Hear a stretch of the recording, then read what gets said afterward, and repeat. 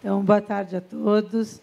Eu pedi licença aqui para a nossa presidente para falar em pé, e ela, mais do que rapidamente, falando, quebrando o protocolo, porque ela está super acostumada comigo, e a primeira coisa que eu faço é quebrar o protocolo. Só não pode quebrar o tempo. Não, hã? Só o tempo. Já todo mundo me avisa também, né? Olha o tempo, né? Mas é o seguinte, ele falou mais dos 20 minutos, eu estava controlando. Eu vou invocar uma questão de isonomia. Mas eu vou tentar ser chique. Eu tenho dito que acho muito chique palestrante que falar o tempo certo. Mas eu não consigo ser chique. É bem complicado. Esses dias eu até consegui. Falei, nossa, eu vou registrar forever and ever, né? Que eu consegui me manter dentro do tempo. Enfim, eu estou muito satisfeita de estar aqui, ter a oportunidade de falar num congresso que é tão prestigiado, tão cuidadosamente organizado. Agradeço o convite da ABRADEST, do professor Walter Lobato, que faço na pessoa do professor Giselder, que coordena com muito amor, muita dedicação. É muito perceptível isso. A gente se sente muito especial nesse congresso, né? A gente chega aqui, parece que só tem um palestrante, que é a gente, né? De tanto cuidado que eles dispensam com todos aqueles que são convidados. Enfim, é sempre muito bom estar aqui novamente, podendo participar desse evento, numa mesa com colegas queridos, tão notáveis, e diante de uma plateia tão interessada e de uma linha de frente aqui de amigos tão notáveis que torna realmente mais pesado no meu ônus aqui. Embora eu não ache ônus nenhum, né? Adoro o microfone. Isso aqui é uma alegria. Mas a alegria maior é poder estar perto de colegas como os que estão aqui, professor Alexandre, Peroba, Leonardo, enfim, tantos outros, o Bianco, falamos agora já. Você vê que eu não consigo deixar de falar com a pessoa nem quando ela está no palco, né? Também quero dar um palpitezinho, né? Ele brigou comigo com a questão do crédito, depois nós vamos conversar. Enfim, esses temas que se eu ficar falando, eu falo, já foi os 20 minutos, né? O tema que me foi atribuído, eu fiquei realmente muito satisfeita com o tema. Na verdade, são dois temas, que é o tema do compliance e da responsabilidade dos administradores em face do compliance. O do compliance em si é um tema que tem me encantado, inclusive a partir de um gentil convite que me foi dirigido pelo professor Alexandre Alckmin, para fazer uma conferência. Foi muito chique aquilo, hein? Foi a primeira conferência da minha vida aqui na Comissão de Direito Tributário da OAB em Belo Horizonte, e foi a oportunidade que, como eu tinha mais tempo, o melhor da conferência são os 45 minutos para falar, né? Eu me aprofundei, estudei e comecei a me encantar realmente com o tema. E, a partir de então, até me ressenti da ausência de bibliografia que nós temos em relação a esse tema. São textos, usualmente, estrangeiros, né? Isso ficou bem claro a partir da exposição do Beixo, onde há essa consciência de compliance muito maior do que no Brasil. Então, realmente, a gente precisa produzir mais e observar mais a legislação, realizar mais o que é conhecido como compliance.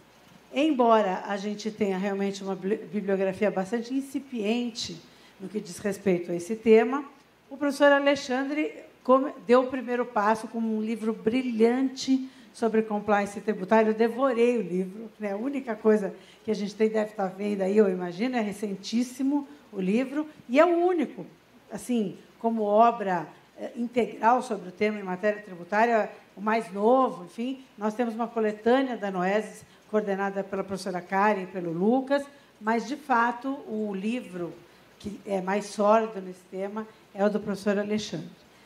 Pois bem, que deu um negocinho para eu passar aqui. Conta aqui. Então, por que eu estou fazendo essa introdução inicial em relação a esse tema do compliance? Porque, de fato, a gente não tem muitos elementos, fora aqueles que são, muitas vezes, de natureza circunstancial, e os afetos a uma questão filosófica, a temas filosóficos. Eu julgo que esse tema de compliance, ele, mais do que jurídico, comportamental, enfim, é um tema que tem uma intimidade bastante marcante com a filosofia. E por que isso? Porque nós vamos falar aqui de ética e moral. Eu, normalmente, assim, no começo da minha carreira, até sei lá, uns 10 anos atrás, quando eu realmente me aprofundei no tema da capacidade contributiva, eu tinha uma certa restrição em relação à filosofia como um todo, porque o meu número de neurônios não me permitia alcançar aquele nível de abstração. Eu realmente falava, isso aí é muito difícil para mim, não vai dar. Mas no momento em que eu precisei construir o meu conceito de justiça tributária, já que justiça é um conceito aberto, cada um tem o seu. Então, eu falei, bom, o que é justo no Brasil? O que é observar a capacidade contributiva? Justiça no Brasil é a mesma coisa que na Itália, o que disse Moschetti sobre capacidade contributiva. Aí eu saí um pouco do direito e ingressei no campo da filosofia, com todas as dificuldades que a gente supera, né? E encontrei muitas soluções. Quando eu comecei a estudar o tema do compliance, aquelas noções de filosofia que foram tão úteis para o estudo da capacidade contributiva se mostraram igualmente úteis para o estudo da questão do compliance. E eu, enfim, apaixonada, como fiquei aqui, pela doutrina aristotélica, encontrei muitas respostas para essa questão do non-compliance ou no-compliance, nas duas formas de falar tão corretas, na filosofia. Porque, de fato, quando se fala em compliance, isso vai ficar bastante claro, nós estamos falando de uma questão comportamental. O professor Beixo trouxe uma pesquisa importantíssima, que até me assustou, eu achei que nós estávamos subindo nesse ranking. E ele disse que a gente já estava em 46, voltou para 50 e pouco. Até me assustei. Por quê? Porque o meu sentir em relação a essa questão do compliance é que a ideia de compliance passou a conquistar importantes espaços, não só em mesas de debates como essa, mas dentro do ambiente empresarial e do ambiente público também. E eu sinto que isso é fruto da retomada da ética no país. Como cidadã, me anima muito, me deixa até arrepiada com nó na garganta. Porque, de fato, eu falo, meu Deus, será que nós vamos chegar lá? Né? Então, eu sou só coração, sentimento, é uma coisa assim... Ó, a Denise já está até quase emocionada. Ela fala, não fale comigo, eu não posso olhar para lá. Ela fala, você dá palestra para as outras pessoas, não fala comigo, mas é quase impossível. Como que a gente não fala com aquela BFF? Né? É a Denise, a minha melhor amiga. Então, ela tem todas essas informações. Você falou que eu podia falar. Enfim, então, o fato é que eu acho até emocionante. Eu acho que isso começou com a Lei de Responsabilidade Fiscal, essa retomada da ética. Nós evoluímos, estamos evoluindo muito. Isso é positivo, mas é muito jovem a ideia de compliance no Brasil. Se a gente for comparar com o paradigma dos Estados Unidos, por exemplo, onde no início do século XX, 1906, eles criaram o FDA, e aí começou a ideia de compliance. Depois, em 1913, com o Federal Reserve, o Banco Central. E aí, agora, com FATCA, etc., nós com a lei anti-lavagem. Então, realmente, a gente está evoluindo. Essas perspectivas dadas aqui pelo Beixo me deixaram um pouco assustadas. Vou passar a refletir melhor sobre elas. Mas por que nós temos um quadro tão insatisfatório no que diz respeito ao cumprimento da legislação tributária? Quais são as causas do que a gente chama de no compliance ou non-compliance, como eles falam na doutrina estrangeira? Em primeiro lugar, se a gente vai falar em no compliance tributário, porque, na verdade, a preocupação não é o compliance, é o no compliance, ou seja, não observância das normas em matéria tributária, que pode ser fruto tanto da atividade do empresário no ambiente privado, como do poder público. Então, quando eu falo em compliance, da importância do compliance, eu estou me referindo à importância da observância da legislação tributária, não só no ambiente empresarial, mas também pelo poder público. Observar as normas, por isso que eu digo que a questão é comportamental. Todos temos que observar as normas imbuídos da boa-fé, da ética, de cidadania fiscal, etc. Por isso que eu digo da vinculação desse tema com a filosofia e a questão ética e moral. Eu ontem, inclusive, fui surpreendida no grupo lá da Comissão de Direito Tributário lá do Paraná, por um decreto. Ontem foi publicado um decreto no Paraná em que o governador estabelece regras de compliance tributário no âmbito da administração. Como dizem no dito popular, fiquei bege. Falei, nossa, mas será que... Aí começou aquela conversação no WhatsApp, né? Falei, será que isso é fato? Eu não sei se é fato ou não, mas é um passo importantíssimo. É perfeito o decreto, eu adorei o decreto. É aquela ideia de compliance, realmente é uma ordem do governador. Aqui tem que se observar a lei. Se vai ser ou não vai ser, depois eu conto para vocês. Mas, no nosso caso aqui, o que interessa é o non-compliance no ambiente privado, no ambiente empresarial e também no que diz respeito à pessoa natural contribuinte. Por que a gente tem esse elevado nível de descumprimento da legislação tributária?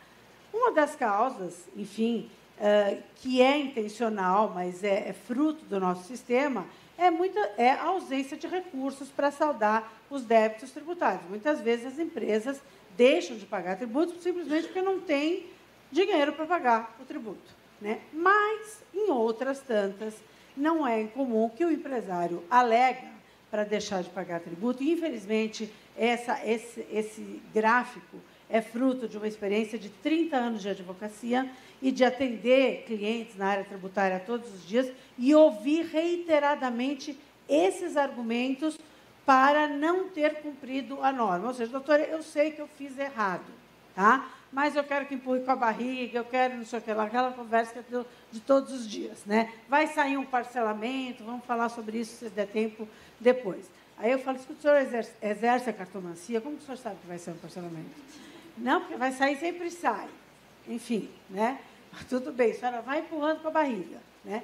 E aí você quer produzir uma defesa, mas não tem argumento. Eu sei que eu estou errado, mas eu decidi não pagar tributo. Por quê? Porque eu estou insatisfeito com a atuação estatal, porque a tributação no Brasil é regressiva e injusta, porque os escândalos de corrupção me levam a crer que o dinheiro que eu pago de tributos vai para um outro destino que não que deveria ir, porque nós temos, na verdade, no Brasil, um custo elevado de obrigações tributárias, porque nós temos soluções que favorecem os maus pagadores, como os parcelamentos, por exemplo, né? E a gente poderia falar um tempão sobre isso. Eu estive na PGFN semana passada, falando sobre compliance, por isso que eu falei que a minha visão é super fiscalista. Até a PGFN, já falamos sobre isso, fiquei lá, aos 45 minutos, eu falei, quanto tempo eu tenho mais? Você já falou 45 minutos. Eu falei, já? Mas, enfim, dava para falar sobre cada uma dessas situações individualmente. E ainda a demora na solução de litígios. Então, muitas vezes, o contribuinte brasileiro se sente autorizado, é uma autorização que ele mesmo cria, para deixar de cumprir a legislação tributária em face dessas situações, que geram redução na arrecadação e comprometimento do financiamento das instituições democráticas, realização da justiça social, etc. O descumprimento das obrigações acessórias dificulta a fiscalização e, portanto, a arrecadação de tributos. Isso gera um desequilíbrio concorrencial. Por quê? Porque aquele que deixa de pagar tributo pode precificar o seu produto e serviço num valor inferior e, com isso, ganhar em termos de concorrência. Essa, inclusive, é uma das decisões de muitos empresários para deixar, os fundamentos da decisão, para deixar de pagar tributos, além da responsabilização do administrador. Então, aquele que cumpre a legislação tributária busca o quê? Evitar sanções pecuniárias excessivas, regimes especiais de fiscalização ou fiscalizações mais severas, o comprometimento da reputação da empresa e, para o nosso interesse aqui, a responsabilização pessoal enquanto administrador da empresa. O que ele faz, então, para cumprir a legislação tributária, qual é a providência que as empresas têm tomado, no sentido de observar a legislação tributária para evitar aquelas consequências. Criar departamentos de compliance. Departamentos de compliance que podem envolver a área fiscal, contábil e a de consultoria. Existem empresas que têm um setor de compliance fiscal, outro de contábil, outro de consultoria, outro fiscal. Outras empresas juntam o fiscal e o contábil e o de consultoria separada, ou outras realizam setores de, vamos assim dizer, formam setores de compliance que envolvem essas 3 categorias. Qual é a consequência, então, de eu ter um departamento na empresa, um setor de compliance na empresa dedicado a fiscalizar a observância da legislação tributária? É, efetivamente, tentar evitar a responsabilização do administrador e todas aquelas sanções que nós vimos nos slides anteriores. Bom, quem é responsável pelo setor de compliance? Normalmente é um diretor de compliance. Esse diretor de compliance normalmente se reporta ao administrador, que é quem vai definir a observância daquilo que o diretor falou ou não. É importante que o setor de compliance seja forte e autônomo, no sentido de ter recursos próprios e condições e poderes de decisão, além de canais de delação, porque muitas vezes a ordem não vem do administrador, sobre o qual nós já vamos falar. A ordem não vem do administrador. A infração à lei acontece em razão de uma massa podre na empresa.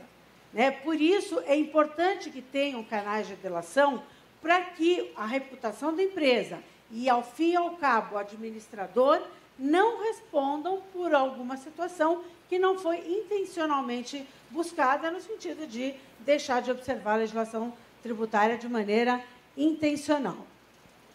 O empresário, muitas vezes, como eu coloquei aqui no artigo, deixa eu ver se volta, aqui no slide anterior, se vê premido por essas situações de natureza econômica, ética, concorrencial, etc. E isso foi muito bem observado, já muito na década de 60, pela escola do Law and Economics, a escola de Chicago, que, naquela oportunidade, já estudou o non-compliance e disse que o tax gap, que é a diferença entre o que o Estado considera que vai arrecadar e aquilo que, de fato, ele arrecadou, ou seja, a diferença que ele deixa de arrecadar em razão do non-compliance, se dá por motivos de natureza econômica, éticas e sociais. Motivos de natureza econômica.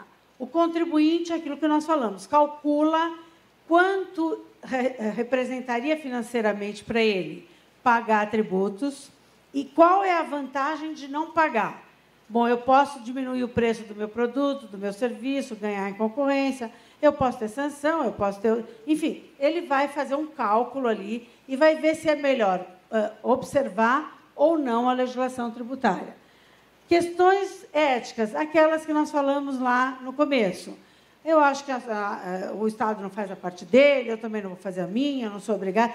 Essa autorização que o brasileiro cria mentalmente, e que eu acho surreal, o Estado não faz a parte dele, eu também não vou fazer a minha. É o seguinte, cada um tem a sua parte. Nós temos a parte de pagar o tributo, o Estado tem que fazer a parte dele. Não é deixando de pagar o tributo que nós vamos resolver o problema. O problema nós vamos resolver na via política, escolhendo as pessoas que a gente imagina que vão cumprir a legislação. Então, esse tipo de autorização interna que é muito comum no Brasil é, no mínimo, uma piada.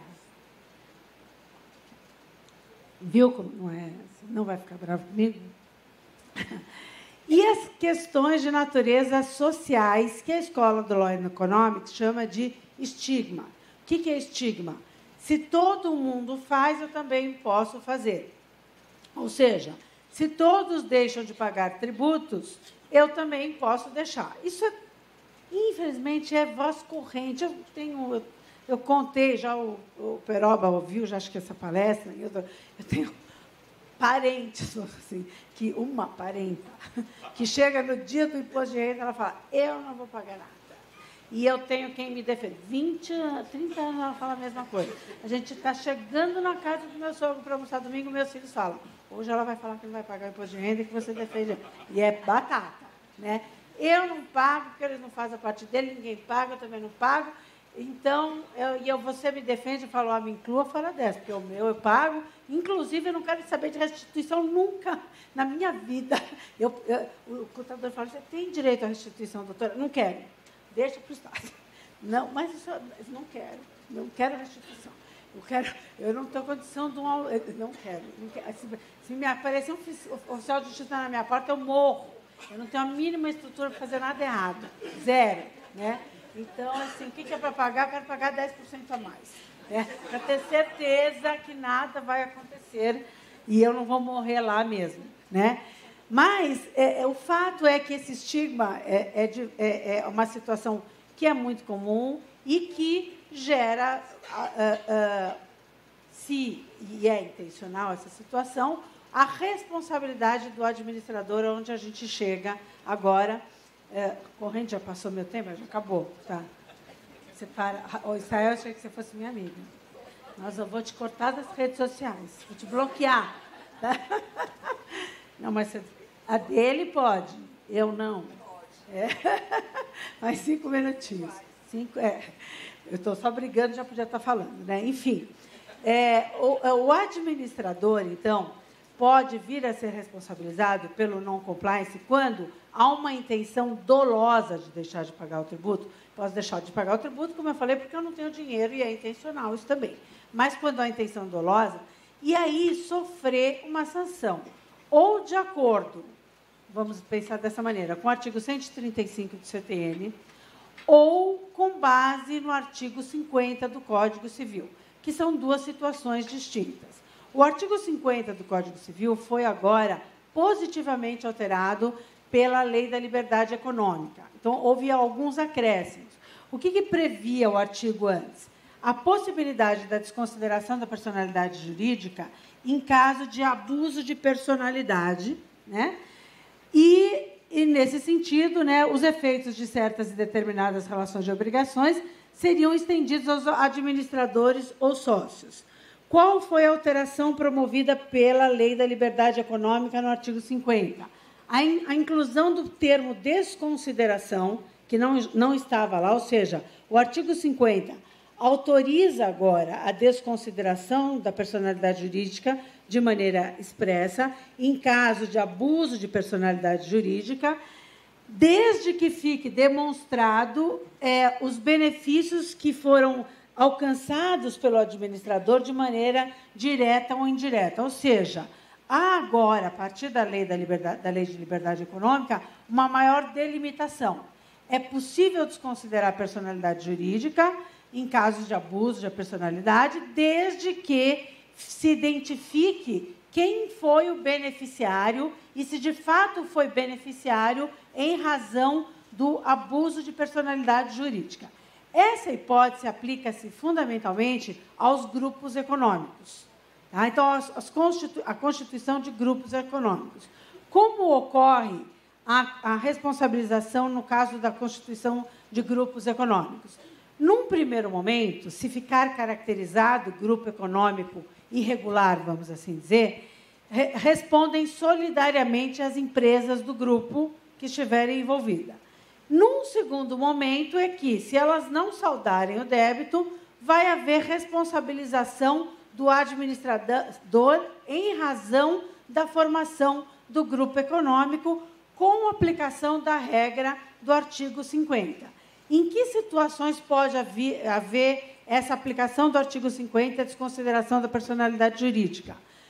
Não na mera constituição de grupo econômico, isso na jurisprudência já está superado e sedimentado, não é apenas porque é grupo econômico que é irregular e gera responsabilidade solidária das empresas envolvidas e, num segundo momento, do administrador, mas aquela situação que envolve a fraude e a demonstração da prova do benefício sofrido pelos administradores. Então, numa situação de non-compliance, em relação a uma hipótese de constituição de grupo econômico, para redução, naturalmente, da carga tributária, é o que nós estamos falando aqui, aplicar-seria o artigo 50 nesses termos. No caso do artigo 135, eu já estou concluindo, como destacou o professor Bêcho, a jurisprudência, os juízes, desembargadores, constroem uma interpretação equivocada do artigo 135. O que a gente vê na prática como advogados? Não encontrou bens da jurídica, peço o redirecionamento da execução para a pessoa física. O que é isso? Desconsideração da personalidade jurídica. O 135 não fala de desconsideração da personalidade jurídica. É isso que o Bêcho falou. Ele diz que a responsabilidade pessoal do administrador quando a obrigação tributária nascer em decorrência do ilícito. Então, o que está dito ali? São pessoalmente responsáveis pelos créditos correspondentes a obrigações tributárias resultantes de atos praticados com infração à lei ou contrato social. O que a gente tem na prática é um desvirtuamento do 135, que, repito, não fala em desconsideração de personalidade jurídica. O 135 só serve para aquelas situações em que o crédito foi fruto de um ato ilícito. É o que ele falou.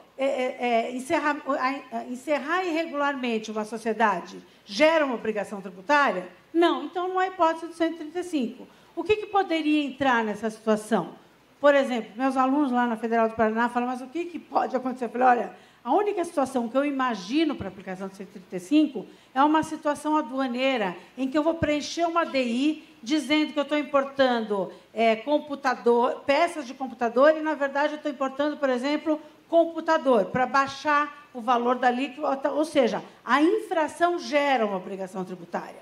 E aquele responsável por aquela infração é que vai responder por isso. Então, de fato, ainda numa situação de non-compliance, nós não temos na legislação tributária algo que gere automaticamente a responsabilidade do administrador, exceto na situação de grupo econômico, quando, de fato, houver abuso de personalidade jurídica. Então, efetivamente, com isso, né, e antes de concluir, eu acho que o que nós estamos precisando mesmo é uma reforma comportamental. Isso ficou claro também na exposição do Bêcho. Vamos assim dizer, uma consciência, uma formação de cidadania fiscal. Isso tem que acontecer em nível de ensino fundamental e, sobretudo, em casa. Como dizia Aristóteles ao seu filho Nicômaco, no livro Ética Nicômaco, a virtude dos pais se reflete na educação dos filhos. E é aí que esses filhos, que serão os administradores do futuro, não podem ouvir em casa os pais falando, se ninguém paga imposto, eu também não vou pagar, imposto não serve para nada. Enfim, isso essa questão comportamental, é por isso que eu digo do apego ético do tema. É fundamental. Eu até digo que essa reforma tributária seria dispensável se a gente já tivesse essa cidadania fiscal, porque eu duvido que a reforma do texto vá surtir efeitos dessa natureza que eu estou falando. O projeto de emenda, a PEC 45, sugere um prazo de 50 anos, né, de transição. Essa reforma comportamental a qual eu me refiro, certamente precisa mais de 50 anos para acontecer. Mas, se ela acontecer, a gente não precisaria efetivamente discutir mais nada em relação à reforma tributária. Nós precisamos mudar. E, se a gente mudar, a Fazenda vai fazer a parte dela, o contribuinte vai fazer a parte dele, e nós não vamos precisar nem sequer discutir a questão da responsabilidade do administrador. Eu agradeço a atenção e peço mil desculpas por não ter sido chique, não ter falado no horário, mas eu adoro.